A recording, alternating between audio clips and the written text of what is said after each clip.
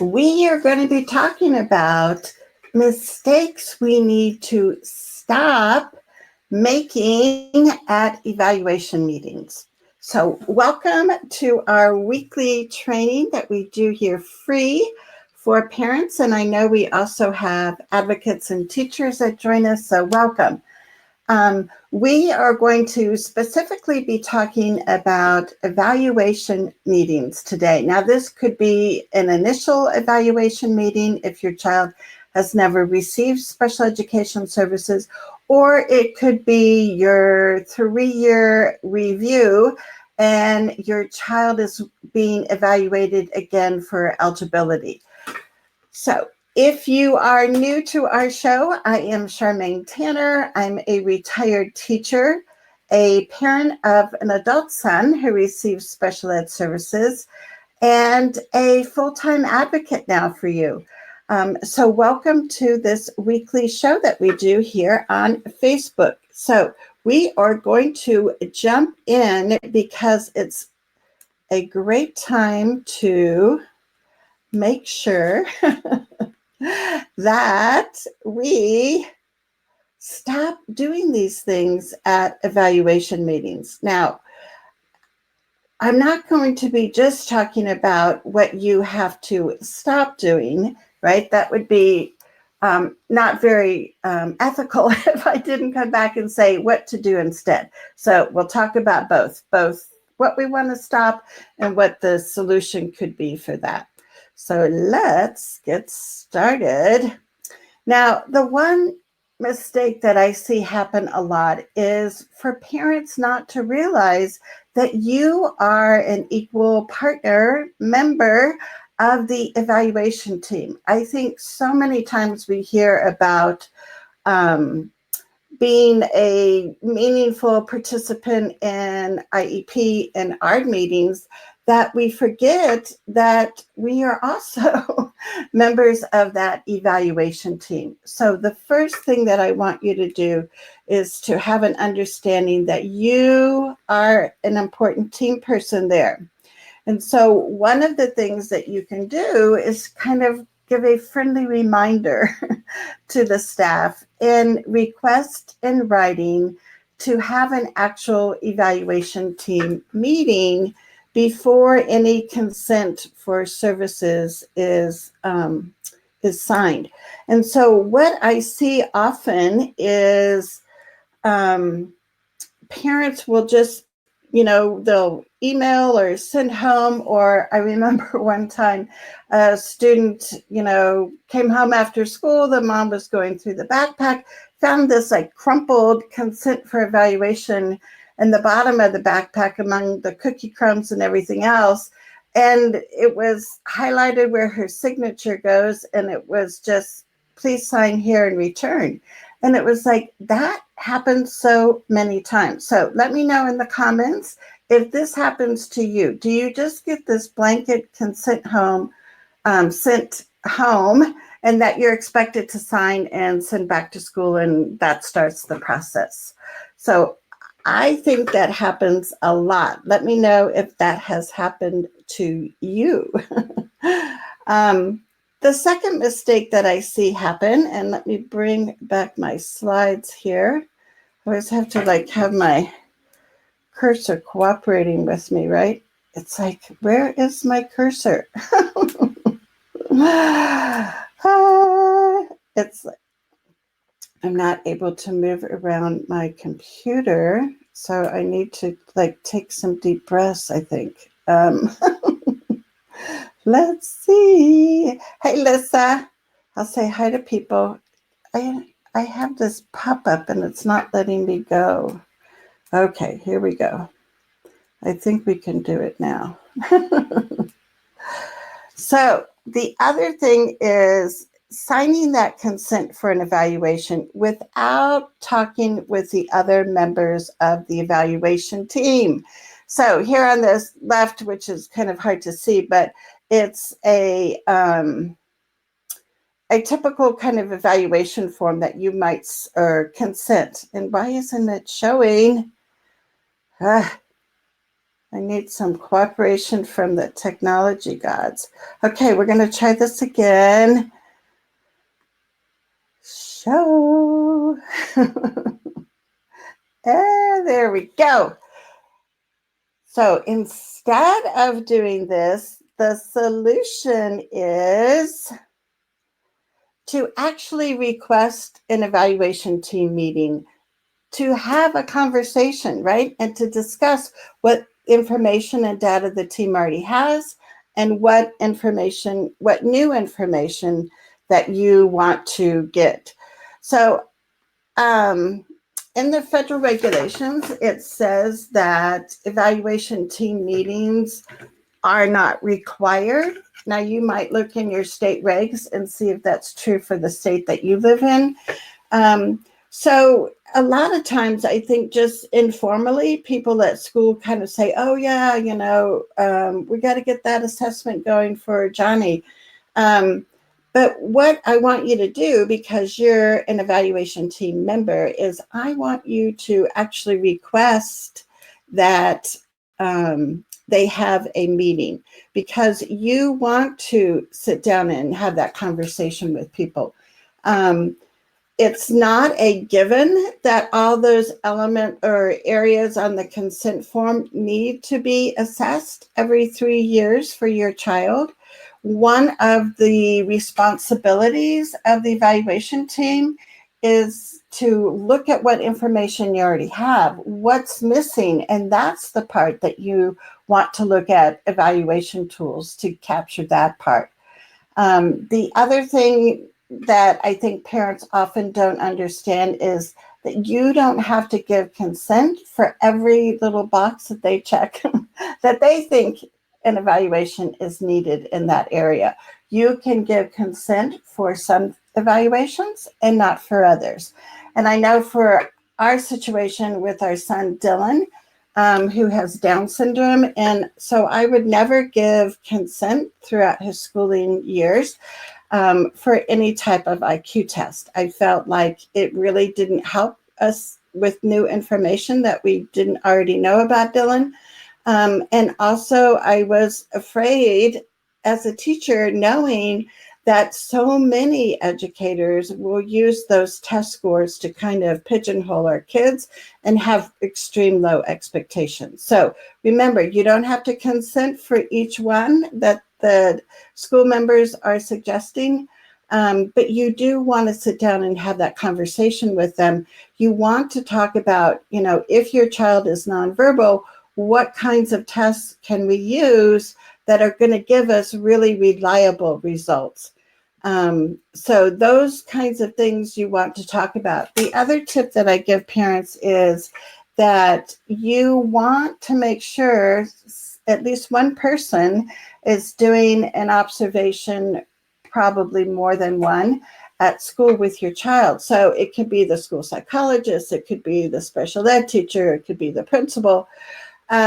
But you want it written in the consent for assessment that there's going to be observations done. Because I'm really looking at a full picture of your child, and I don't want the evaluation to report to be only based on test scores. I think data is really important, but we got to look outside that box too, right?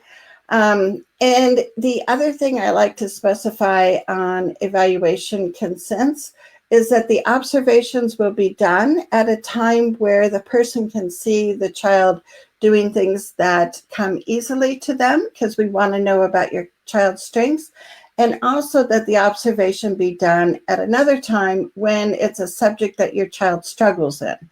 It doesn't do us a lot of good for the school psychologist to come in at the beginning of the day and watch kids taking their coats off and doing morning routine, unless that is something that you want the person to observe. So there's got to be coordination between the teacher and whoever's coming to make sure it's a good time. The other thing that you can do as a parent is you can ask, and sometimes it's filling out a school form to go and observe. Now, some parents are like, that would never work. My kid would never be typical. If I was sitting in the room, you could ask someone else to go and observe. That could be a friend, that could be a neighbor, that could be an advocate that you are working with. Part of what I do is to go observe students in classrooms. And usually the principal will want to come with the advocate, and that's fine. But you can gain so much information. So make sure observations are one of the things that is going to be talked about and written in that consent before you sign the paperwork. So the third mistake that I see parents making a lot is not having more input or asking more questions about the areas where more information is needed. So remember I talked about having that conversation at the meeting and how important that is. And we want there to be interaction. We want people to be thoughtful about not just, kind of thinking, well, this is the battery of tests I give if you're the speech and language therapist. And it's like, no, we need to talk about too pragmatic language, because if pragmatic language is a concern for your child, and typically the speech and language therapist doesn't provide that kind of testing, we want to make sure before you sign the consent form that we've talked about that needs to be part of the evaluation. So I'm going to welcome some other people here. Andrea's with us. And Andrea says that she loves the idea of having an advocate or friend go observe. Yes, yes, yes. And Tracy was saying that, let's see, let me pull up her comment. But we have just trusted the school. And that happens a lot, right? And I totally understand it, because it's like, you figure these are the teachers, these are the people that have all this training and evaluations, they must know.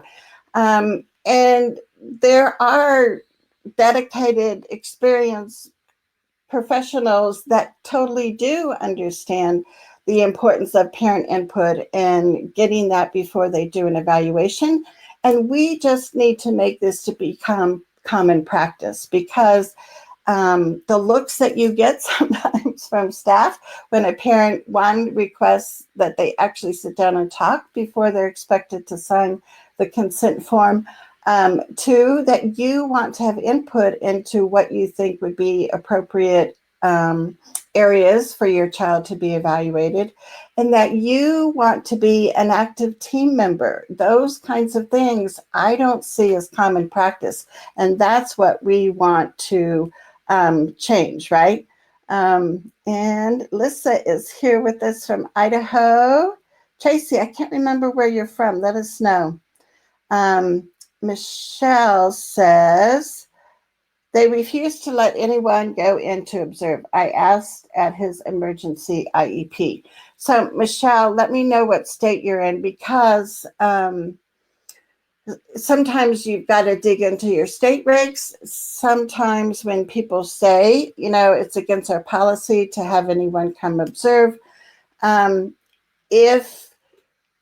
if they are having in-district staff do any kind of observations, like the school psychologist or something like that, my understanding, and I'm not an attorney, so I can't give you legal advice, but my advocate understanding is if others, in-house people or in-district people are observing, then they also need to allow other people to observe. Sometimes you have to request an independent education evaluation to make that happen. So there's different strategies. But if they're telling you it's against board policy or something like that, your first response is, I would love to learn more about that. Please give me a copy, send me a copy of that board policy. What you'll find a lot of times is that policy doesn't exist. Or you'll find that there is a form that is required to be filled out 24 hours before somebody observes, but you can go through that form, go through their protocol, and get that in place. So, Michelle, I would let's keep our conversation going here. Maybe you can post some more info. Hey, Kimberly. Kimberly is here from Iowa. Howdy, howdy. So Michelle says she's from Maine. So yeah, let's figure that out. And Tracy is from Indianapolis. Can I show it?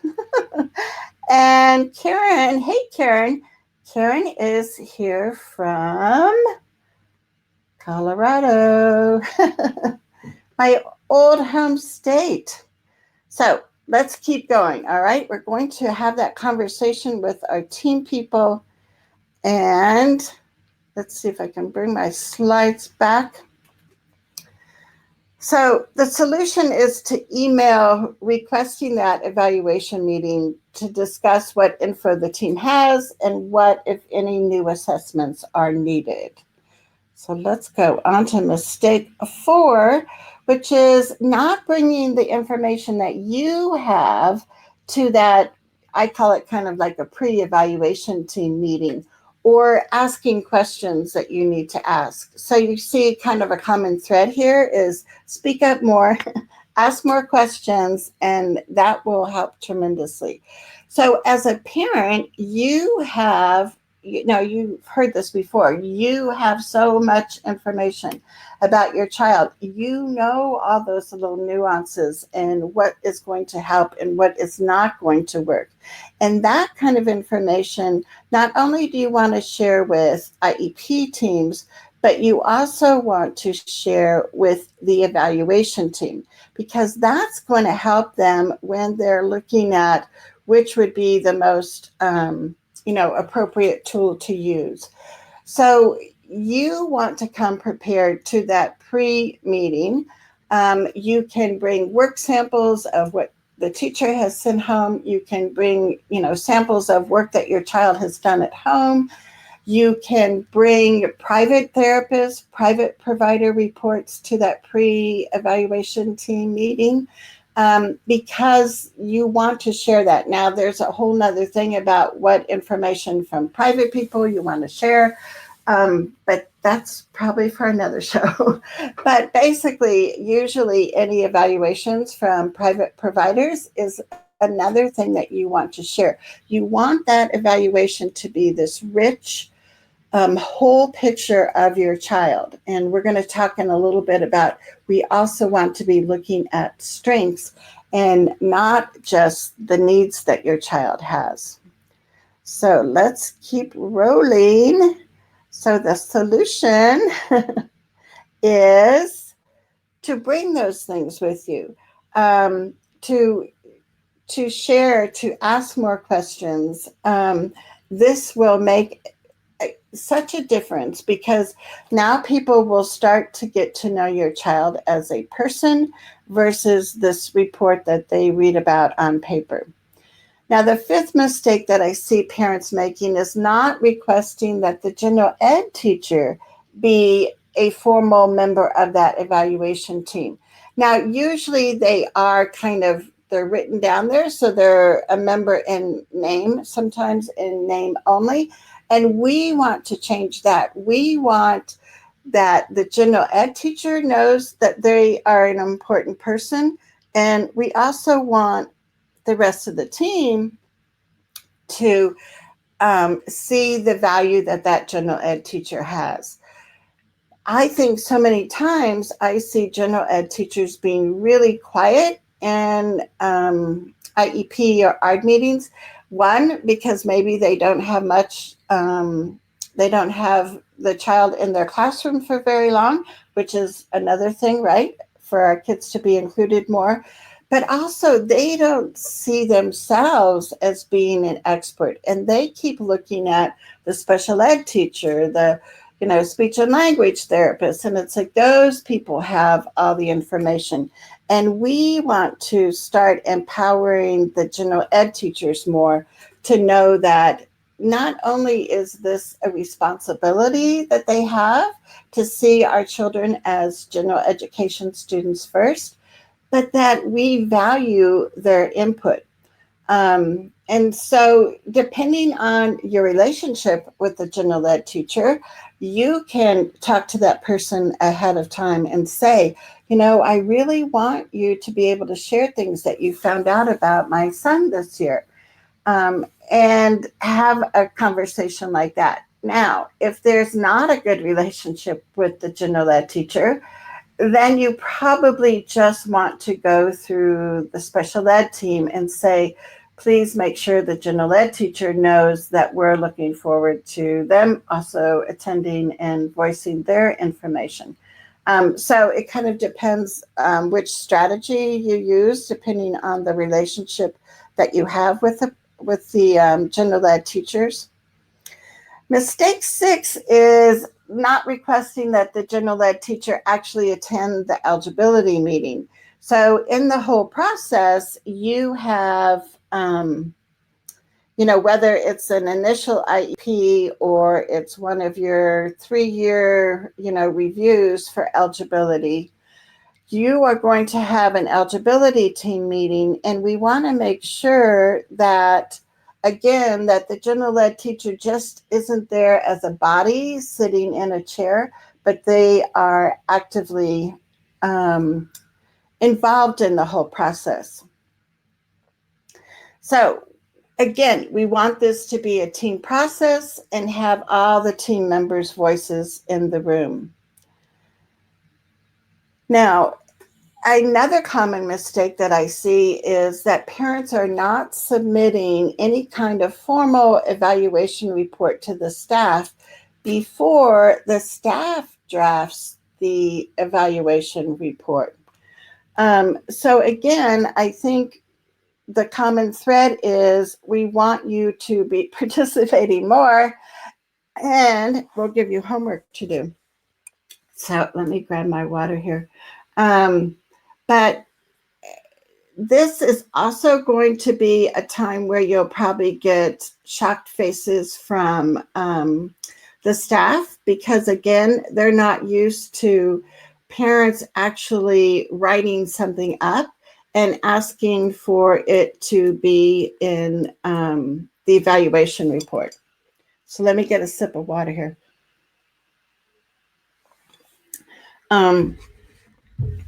And so before they even do their first draft, as a parent, you want to submit your input.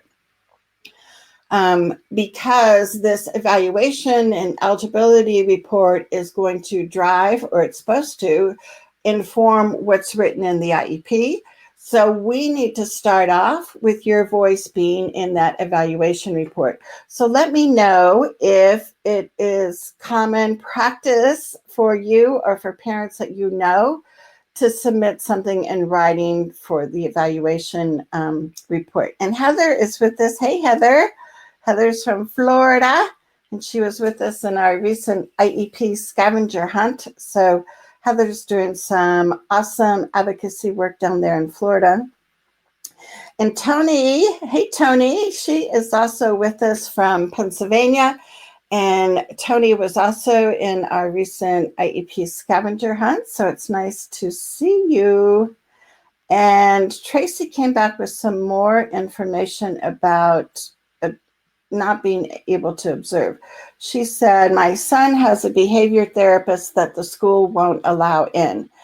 And yeah, so that's one of those tricky things that you need to probably be working with somebody. I know, Tracy, you said that you live in Maine. I think Deb Davis is one of the advocates in Maine, and I can look that up for you.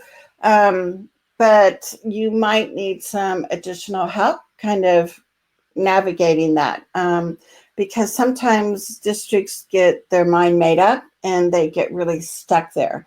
Often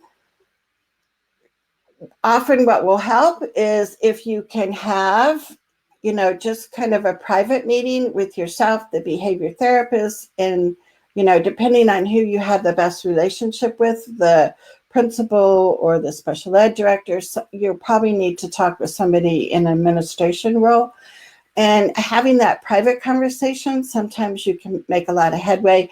People can really put on the table like what they're worried about with this observation and why they have reservations about accepting that request. So all of that, you kind of really need somebody to help you go through some steps. And Holly says that I was never even asked for an updated medical history at my son's 3-year evaluation. So yeah, I mean, that should be just typical, normal procedure, normal protocol for the district.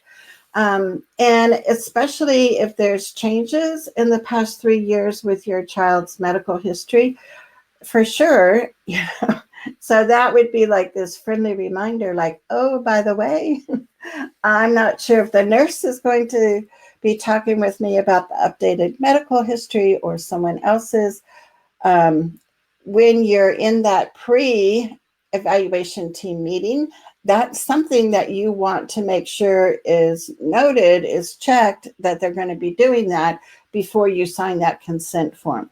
And if it is checked, then you need to follow up and say, a friendly reminder, who's checking about medical history.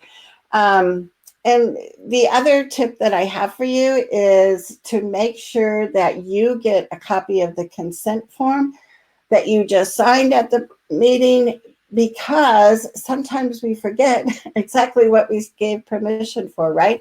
Or we want to see some extra notes that were, reached through consensus and that we added to the form. Know that you can add other things. You can initial it. Of course, you want to try and get consensus with the team, but you can handwrite on those forms and add other information in there. So don't feel like you're stuck because this is this computer form, right? So good. Adrienne says that she's never submitted info for a report, but plans to do that for the future. And Adrienne is one of our parent trailblazers. We have a private membership group, our trailblazer group, and she is creating so much change in her local district down in Texas with forming this wonderful coalition of other parents. So I'll raise that parent cup to Adrienne. So I'm so glad that you guys are here and interacting. It makes it a lot more interesting when we can talk and actually be able to say hi to you and to welcome you as we continue this, right, this special ed path that we're on. I mean, sometimes it feels like quite the journey, doesn't it? So let's see. We will go back. We have a few more mistakes to talk about, but also we have more solutions to talk about too. So that's the good news, right? It's not we're just going to complain about things that don't go well, but we're going to come up with solutions. So here's our solution, is to make sure that you email your report so they get it electronically, and that you request that your input, your report, be embedded in that evaluation report. And this is like one of the huge things that it's not necessarily a pet peeve, but it's like something that it's kind of like a broken record, is to not accept things being an attachment, because attachments have a way of getting lost. So when you have parent input, when you want to make sure information is being shared, you want it actually embedded right in that report. And so that's why I say to send a email with your report, because then it makes it really easy for them to just copy and paste it and insert it. So the other question I have for you, if you're live or watching the replay, is, does your information actually get captured inside a report, or is it just as an attachment? because I see that a lot with not only evaluation reports, but also when we're in IEP meetings, because I think parents have more training about submitting information and reports to IEP meetings, to the IEP team. And I want us to change that and start giving more information also to that evaluation team. So, two more mistakes. Number 8 is that we're not asking for a draft evaluation / eligibility report prior to the eligibility meeting. And like I said, the sequence is that your child is going to have, the sequence is that you're going to have this pre-evaluation meeting, that you're going to have a conversation about what is going to be done as far as which tools, what are they going to be using to evaluate your child. You're going to provide draft input, but, well, your input won't be draft, but you give them input for the draft, and you want to see that draft before you go to the meeting, because that can tell you a lot of great information, especially if it's a initial eligibility meeting. And often you can tell just by reading the eligibility report how they're leaning. One, if they're going to even recommend that your child, be eligible for an IEP or a 504 plan. So those kinds of little things, you want to make sure. We are used to saying, yes, get a draft IEP before you go to the IEP or the ARD meeting. But I'm also saying, as an advocate, it makes a huge difference when you also ask for that draft evaluation report. You can see, did they cut and paste your input, or did they just summarize it in their words? That would not be a good thing. You don't want somebody else summarizing your words. You don't summarize somebody else's report. You want to make sure that your report is in there. The other thing that you want to look for when you get that draft evaluation / eligibility report is what input is in there from the general ed teacher. Because they know your child in so many ways, hopefully, right, if they're included in the classroom. And we want to capture that too. So by getting the draft eligibility or evaluation report, that's going to make a huge difference for when you go back to the meetings and you've already had a chance to read that over, write down any questions that you might have about it. And depending on how far out, I would say probably the minimum is that you want to get it at least 3 business days before the eligibility meeting. And it's good to clarify that you want those to be business days, not calendar days. So you're not having to look at all that stuff over the weekend. But when you make your request in writing, I always think it's a good idea to also be real specific about how many days before the meeting that you need. I would say 3 business days is probably the minimum. So let me know, have you ever gotten a draft eligibility or evaluation report prior to the meeting? And Michelle's got another comment, so we'll come back to that here in a minute, Michelle. So thanks for writing that in. And then let's go on to mistake number 9. And this is not getting your ducks in a row. So we have to do some prep for the eligibility meeting, just like we have to do prep before an IEP meeting. And it goes so much smoother. You feel so much more confident.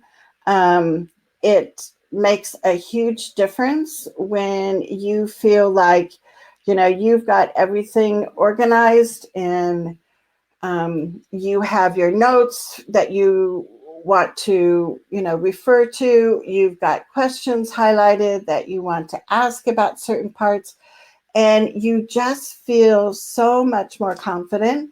and so much more professional and like on the equal playing field with the staff. So doing that prep is like a huge thing before you go to those meetings.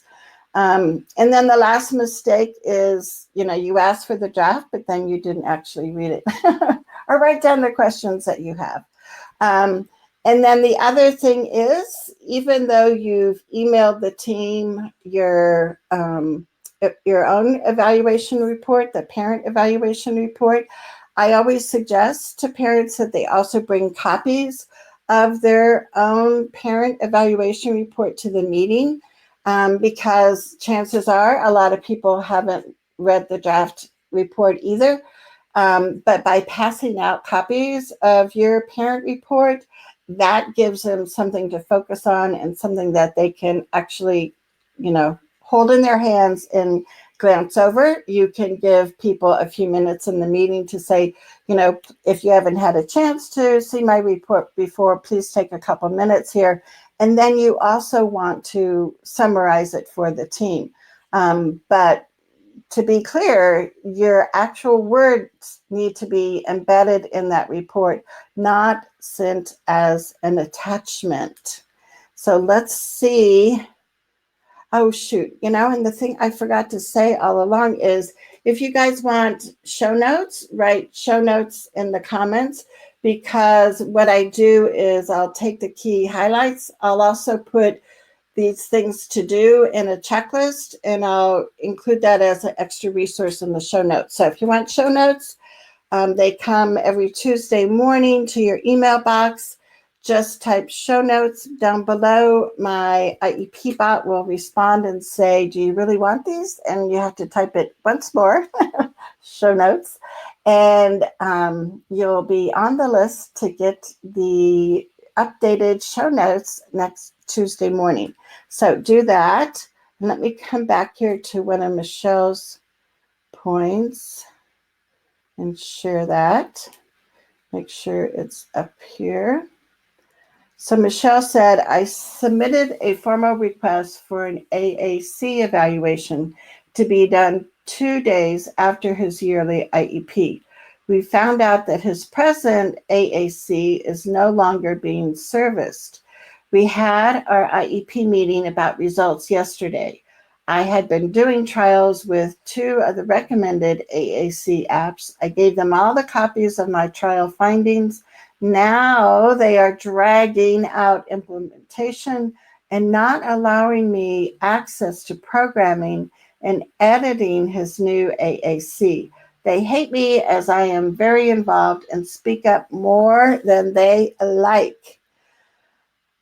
So yeah, Michelle, so I guess one of the things that you can look at is some of this really needs to be specified in the IEP as far as parent training that can go under supplemental aids and services. And even though you might know more about programming the app than the staff does, I would still write it in the parent training section. And then it becomes an implementation issue also for them to bring you in to have, sometimes it's with a rep from the company or whatever. But as they're teaching the staff about programming, they can also be teaching you.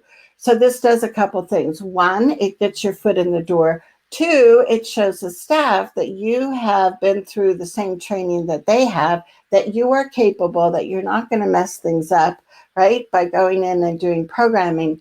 The other thing that you can do is to look at amending the IEP to get his or her, I'm not sure, communication device to go home. Because usually if a child uses a communication device at school, it's also necessary for them to have that to communicate at home, to do homework, to do lots of things, right? So when you get that written in the IEP, then you also get access, and you want to know or have it noted in the IEP that the parent has access to the password or whatever it is that you need to go in and make changes. So again, sometimes having that private conversation ahead of time is like trying to find out where their fears are. Like, one, you say they don't like you because you've been, my mug, that parent. So we'll have a drink to you for that parent. But also, you got to look at what is kind of underlying their stance for not allowing you to help program the communication device. And is it because, I've had some speech and language therapists that are like, no, because they'll mess it up. On the other hand, I've had parents that know so much more about using the app that they don't want the school to go in there and do any programming because they might mess it up. So sometimes it's that trust level, like if we do something, is it going to stay? Is it going to keep working? And so sometimes it's that conversation and that building of trust that needs to happen before you sit down at the formal IEP meeting to amend some of these things. But I think for sure you're going to have to get some new language in your IEP. And Kimberly from Iowa, let's show your comment, Kimberly. We can bring it up here. Kimberly says, no, we had ours this last year, and I got it at 4 p.m. the day before the meeting, and the meeting was at 8 a.m. the next day. Yeah, and I have this kind of long checklist that I think sometimes is overwhelming, but I really like figuring out all the little steps and when I have to get these things done. And one of the things that I have on that big checklist for parents is to let them know weeks ahead of time when you want that draft report, because especially towards the end of the school year or the beginning of the school year, teachers are like really busy with all kinds of things and they're juggling lots of meetings that they have to be prepared for. And a lot of times teachers don't have time until a couple days before the meeting for them to get their draft done, which then means you don't get much time. So just be proactive and start putting on your calendar when you want to start sending a reminder email that in a few weeks when you have your meeting that you would like to receive the draft, and you say, 5 business days before the meeting or something like that. Because otherwise you get it last minute. Another thing that you can do, and it depends, on your situation, but, you can say, we need to take a little bit of time at the beginning of the meeting so I can read this draft because I only got it a few hours ago and I don't feel comfortable talking about it without having a chance to read it first. And so sometimes that can kind of help them understand why they need to send parents the draft ahead of time. And, that will cut into your meeting time. You might have to reschedule and meet again. But the message is you want to be respected and you want to have the opportunity to have that meaningful participation. And you can only do that if you've had a chance to read that draft beforehand. So that would be my advice for that one. And Karen from Colorado, let's see, Karen, if your comment's going to come up here. Karen says, I found that when I prep for meetings and include written input, the team takes me more seriously and I drive more of the conversation about my kiddo. Exactly. That, and like I said, it just levels that playing field of the power at meetings. And, it's things like, when you go to the school for the meeting and the school secretary says, oh, thank you, just have a seat. We'll, the team will come get you when they're ready. Well, to me, that's just this power move of we're going to get everything set up. And when we give you permission, then you may enter the room. but I don't know, it's like a game they play sometimes. I feel like, so I mean, I've been known to knock on the door and open the door. Like if it's especially like 10 minutes after the time that we're supposed to start, it's like they could be having their pre-meeting, and that's fine because as an advocate, I have pre-meetings with my parents and we strategize, but not if it's taking up the time of the meeting. And so by being prepared, by having your report already sent in, by having your questions figured out, they know like this is a parent that is going to be involved, and we need to up our game. So we'll do a that parent toast to Karen. So have you written show notes? Oh, good. Heather wrote show notes. So yeah, write show notes so you get those. So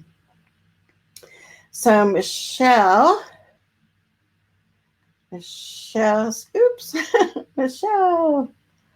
She said, thank you for that information. They don't have a plan for teaching the staff. I'm waiting for a response from the special ed director about all of my questions. Good. We've had 9 SLPs in his 4 years there. They all have wanted to change things. His present SLP wanted a different program. So yeah, if there's some kind of like territorial issues there, and I don't know exactly what the process was for picking the app or the device that your child's using, but maybe setting up a time to meet the SLP for coffee after school or something like that, where you can sit down and have a conversation. That it's like it makes a huge difference when we get to know each other and talk to each other as humans versus that SLP and that parent, and the two shall never meet. So I encourage you to develop relationships with the staff so you can find out exactly where they're coming. That will help you figure out how you need to present things to them, or what kinds of information they might be lacking, and what you can help them understand. So those relationships are like super important. So let me know if you have any other questions. And if you think of them later, like I know last week we did a Q&A, and parents, still have questions that they want answered. So know that I come back and that you can continue to ask questions about this subject, about being more involved in evaluation meetings, and I will respond to those. And if there are resources that I know are out there for you, I will also give you links for those resources, because I do help parents from around the country as an advocate.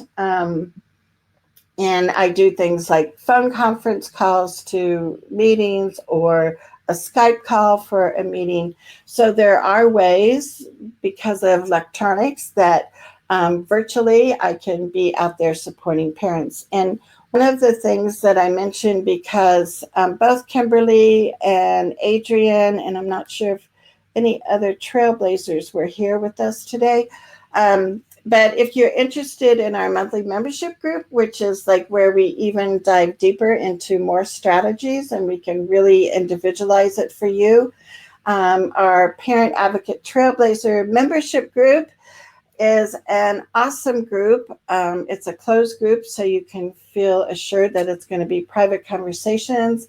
If you want more info on that, let me know. Or you can go to the top of this Facebook page and click on that picture that talks about keeping the eye and the IEP, and you'll get a link for the membership group. But let me know, and I can always give you that link. So Kimberly also asked for show notes. And what I do for those is take kind of like the key takeaways from this, this video training. And then I also have a transcript. I don't send the transcript out because it does need editing, which takes time. But what I do is go through and find the timestamps for different things. And so it makes it easy for you to go in and like just find that one certain part of the video that you want to listen to.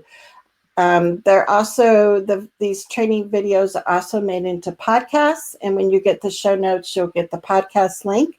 So if you are more of an auditory learner, and they're also up on my YouTube channel. So that makes an easy way to find the library of, I don't know, over 100 training videos in there.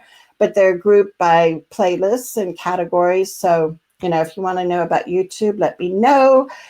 Next Thursday at noon Mountain Time, we have a surprise for you. So I hope you tune in then.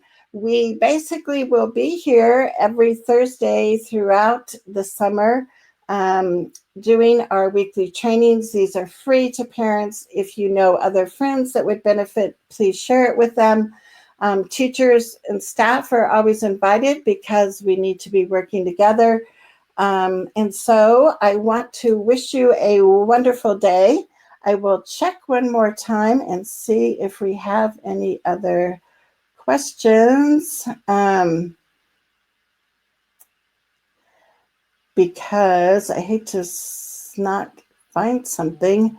So I think we caught them all. So until next Thursday, I am Charmaine Tanner, and I appreciate you carving out some of your time to be here with us. So take care, and we shall see you next week. Next Thursday. Yay! And it's always like, okay, is this really going to end? Is there an end?